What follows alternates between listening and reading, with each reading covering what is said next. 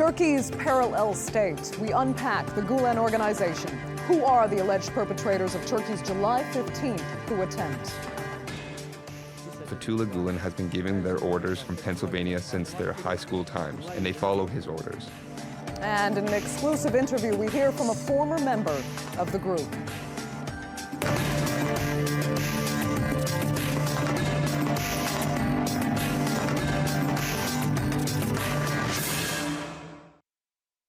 Hello and welcome to the Newsmakers with me, Andrea Sankey. As soon as an attempted coup was underway in Turkey, the government immediately suspected the Gulen organization. The secretive and highly sophisticated group that Turkey considers a terrorist organization had long been on the radar of the state, seen as infiltrating multiple sectors of society and attempting to wage their influence. And now, aides of the army's chief of staff, who played prominent roles in the failed coup, have confessed to working for the Gulen organization. On today's special edition of the Newsmakers, we ask, who are the Gulenists? The Pennsylvania countryside in the United States. Not the sort of place you would normally look to for the alleged source of troubles in Turkey. But this is where you find the businessman and cleric, Fethullah Gulen.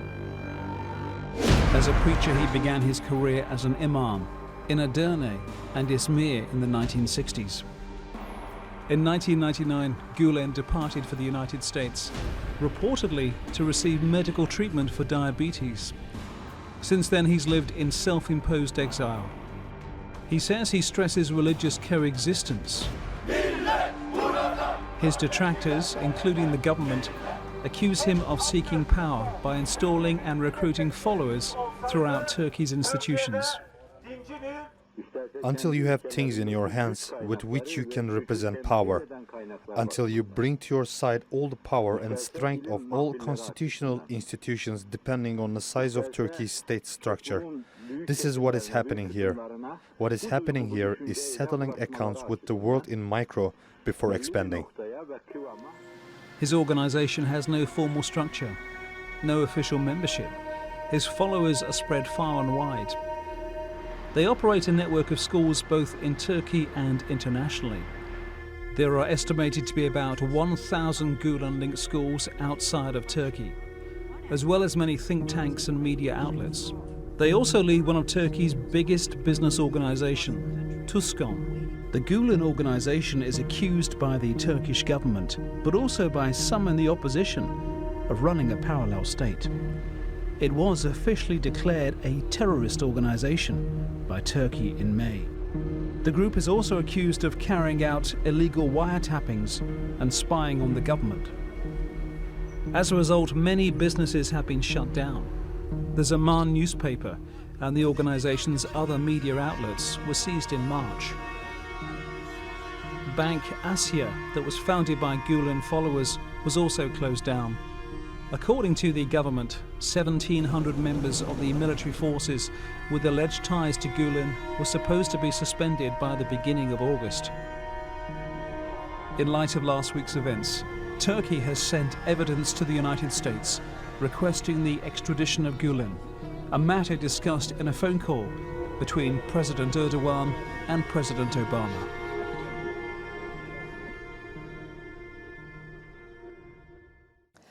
Joining me now to discuss what the Gulenist movement is, we have Dr. Sami, al-Arian, a Middle East analyst and academic who joins us live from our Istanbul studio. And here in the studio is Mehmet Solmaz, news editor at the Daily Sabah newspaper. Thanks both so much for joining us.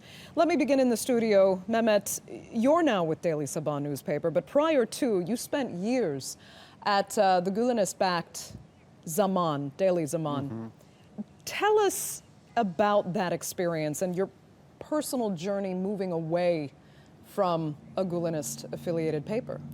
Well, it was back in 2011, when I first moved to Turkey from the UK.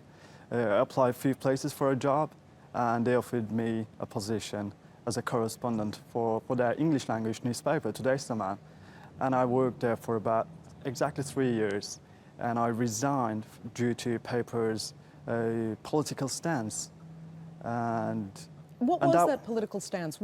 Tell us, if you can, the key moment when you realized you needed to go.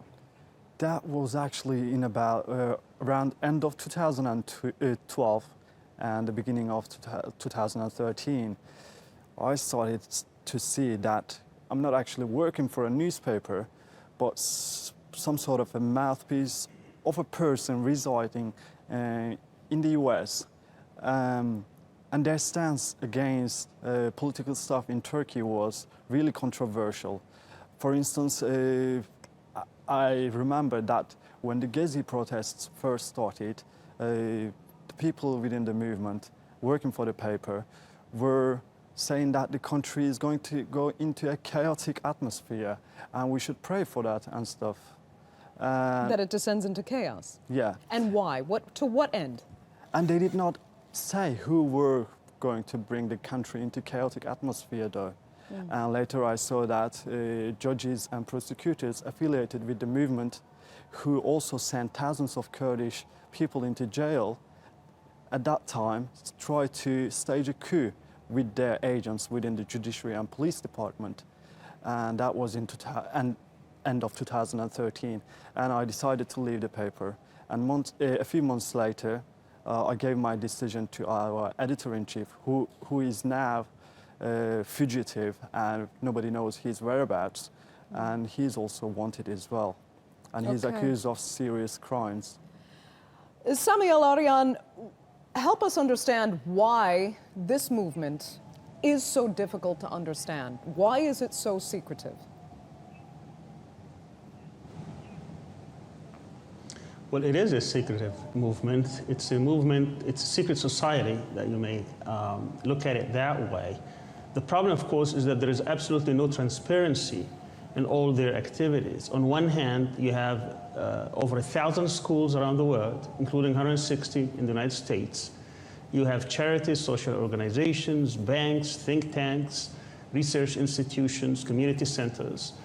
And on the surface, you know, they are providing services to the communities and to the people. But in actuality, what they're doing is that they're recruiting certain people and placing them in important positions within society in order to infiltrate it. To what end? Obviously, they do have a political agenda. In many instances, we find that they were concentrating to recruit and to infiltrate the very sensitive organs within society, such as the army, the police, the judiciary, the media, where certain parts of society will be vulnerable to the power that these institutions would have. The breaking point, but also remember that this movement, which again started as a services and social movement, was at one point in alliance with the AKP party, but they were demanding that their candidates be appointed to sensitive positions until the break point happened in 2013, when the president refused to appoint their man to become the intelligence chief. And then they basically had an undeclared war against the state.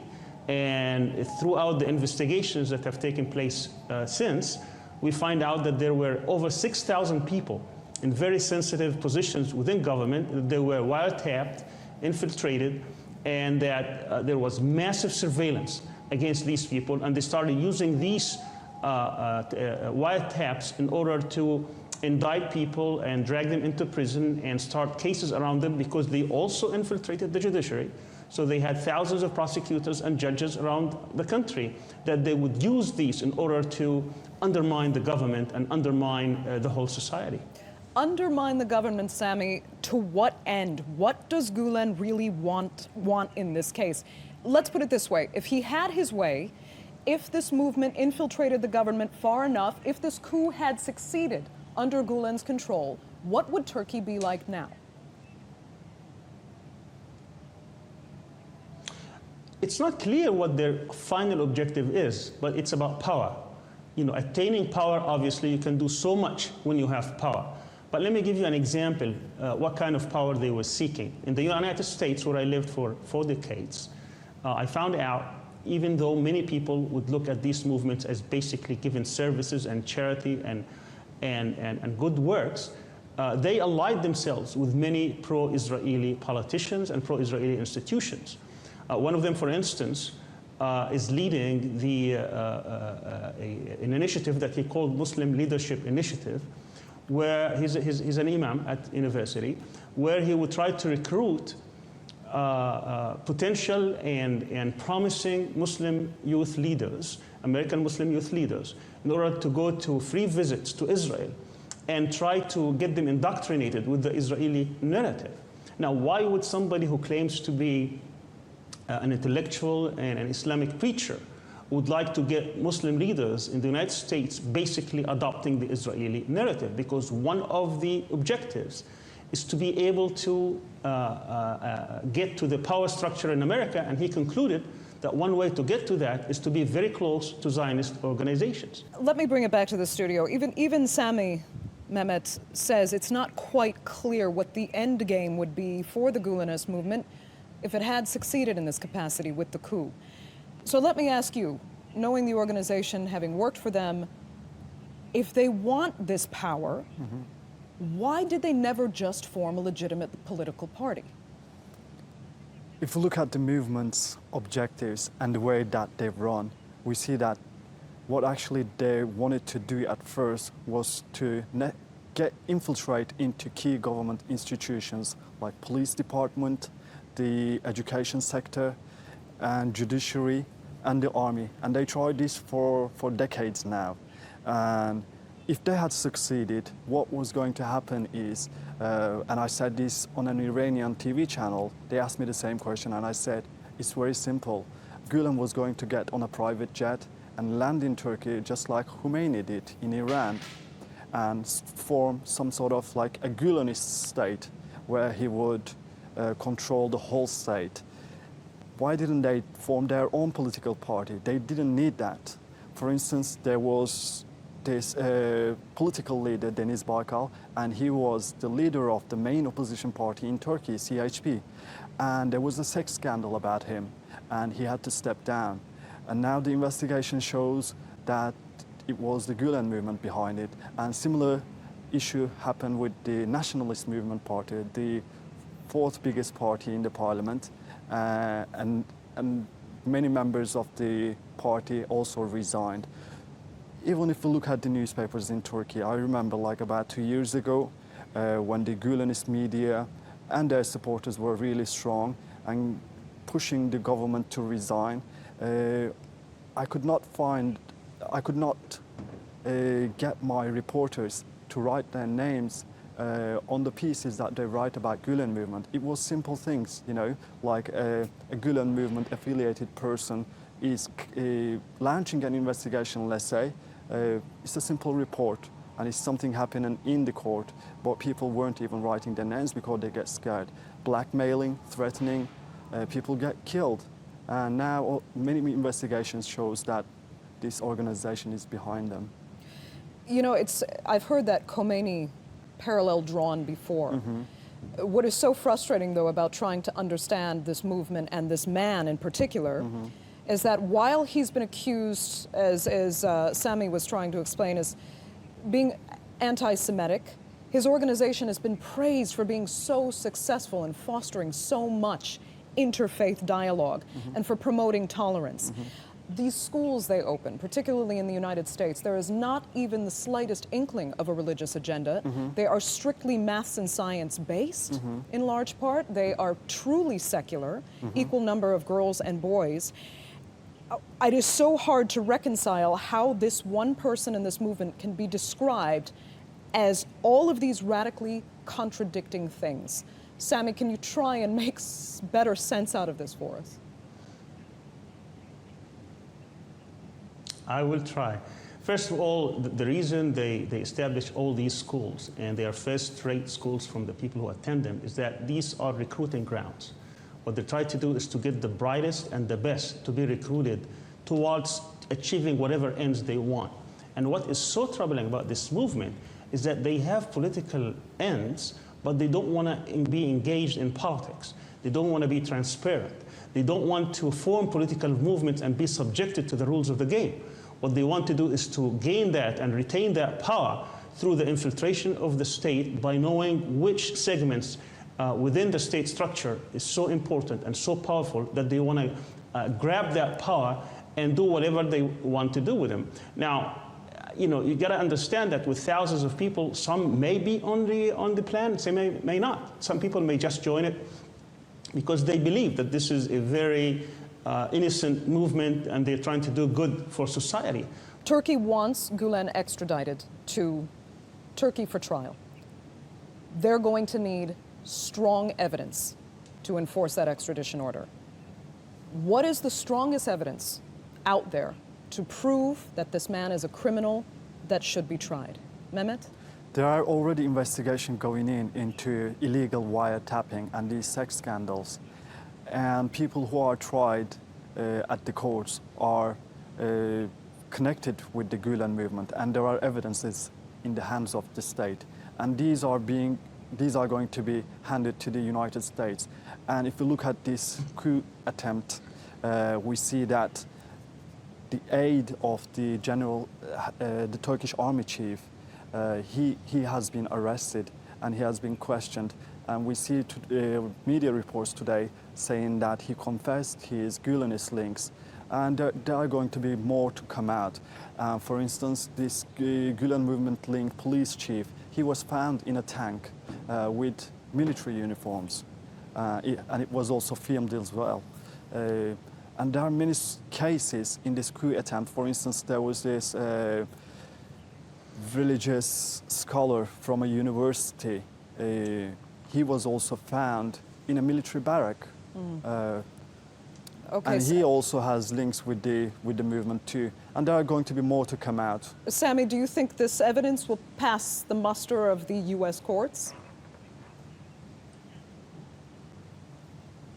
Let me just first of all say that these are just allegations at this point, and people should be entitled to the presumption of innocence. Secondly, there are a lot of information that is classified at the moment. I know for a fact, through some sources, reliable sources, that the state has an enormous amount of evidence that has not been declassified. As I said earlier, they found that there were 6,000 people who were wiretapped in very sensitive positions within government. And when they investigated this, they found that they were basically being monitored by members of the movement. They also have documentary evidence, and they have confessions. Now, whether that would stand scrutiny in a court of law, we'll wait and see. But I think in terms of evidence, there will be a lot of evidence presented. Whether that evidence is going to be convincing to the US government, I think at the end, it's going to be a political decision, because the US government will not be in a position to deny evidence, but they will have to make a very calculated political decision whether they're going to hand him over or not. But and let me add also, but you know, there is a double standard here. Back when the 9/11 attacks took place, the US government demanded the immediate extradition of Osama bin Laden, and the Taliban government at the time in Afghanistan asked for evidence. And the United States completely ignored them, then invaded them, then overthrew the whole government. So for them, you know, I understand appropriately that they should ask for evidence, and they should ask for proofs that these people are guilty. But at the same time, politics should not enter into this. There has to be a determination based on the evidence and based on the enormous amount of evidence, which, as I said, a lot of it is classified at this point. Okay, one just final question here. In an attempt to simplify, if I can put it that way, a description of this organization that perhaps foreigners can better understand, I've heard some describe it as a cult that's almost a cross between Freemasons and Scientologists with a touch of Islam. Well, I think the best description, that it's a secret society that's trying to grab power outside the political space. They're trying basically to impose their vision. It doesn't matter whether it's religious or not. That does not justify it. But they don't want to be accountable. They don't want to be transparent. They want to infiltrate and grab power. And I don't think society should allow, in this day and age, any society, regardless of how innocent their final objectives might be, to be able to control society without the people agreeing to it. And that's where the problem is. Okay, Sami al-Arian, I'll let you have the last word there. Thank you so much for joining us, Mehmet, as well. Thanks both so much for talking to us on the Newsmakers.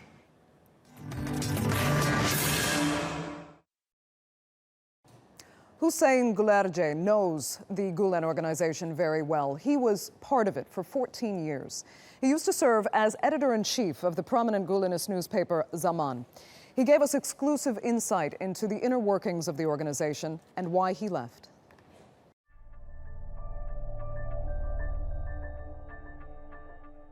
Tabii bizim içinde olduğumuz dönemde bunun adı terör örgütü değildi. When we were part of this group, it was not a terrorist organization.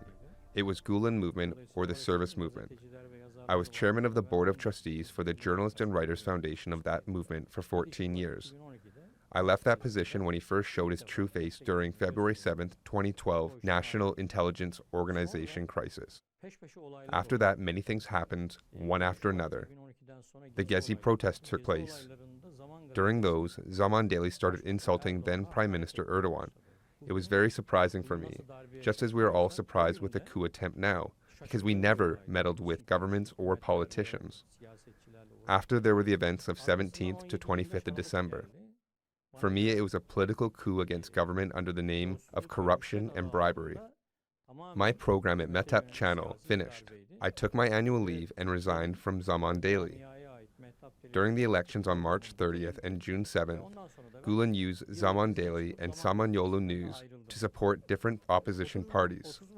I firmly believe that this movement changed its course and turned into something else after Fethullah Gulen moved to the U.S. in 1999, and that this new form of the Gulenist movement considered a political coup against government, and that they would consider a military coup. I wrote in my column that they could organize a coup, that there were rumors that they would organize a coup in October, that we should not ignore this, and that this group had turned into kamikazes and could be involved in any type of unlawful movement. For these reasons, I have no doubt that Fethullah Gulen is behind this attempted coup. Fethullah Gülen'in bir hedefi var. Bakın şu binada Fethullah Gulen has a target. Before 17th to 25th events, head of the Journalists and Writers Foundation, Mustafa Yesil, and his assistant came to this very apartment to convince me. I told them as the Hizmet service movement, we were interested in promoting morals, trust, and sufferance. We shouldn't be trying to infiltrate judiciary, the police, or the armed forces. I told them that it was quite disturbing to me.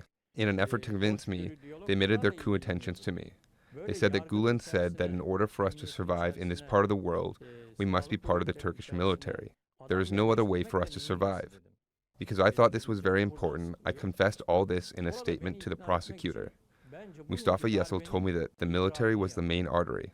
Everything else, every other outfit, like the schools, the newspapers, dialogue centers, foundations, were there to protect this artery. This artery is the armed forces.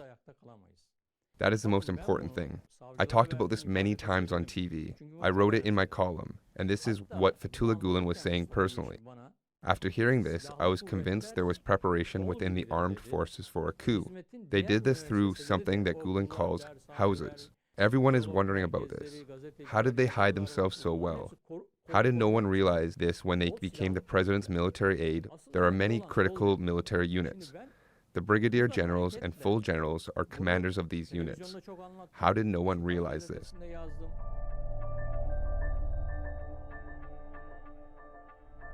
Işık evler diye Fethullah Gülen'in tabir ettiği bir şey var. This is how the system works.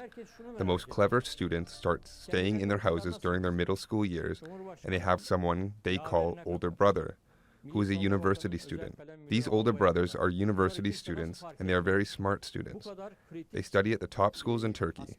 The students who go to these houses are first taught about respecting their parents, so that when their parents ask them where they go, they can tell them they are taught about respecting and obeying parents. This way, parents trust them. However, after that, the first thing they learn in these houses is Fethullah Gulen. They talk about Fethullah Gulen like he is a legend. For example, they say that if students do not wake up for morning prayer, they say that Gulen sees them and Fethullah Gulen consults with the Prophet.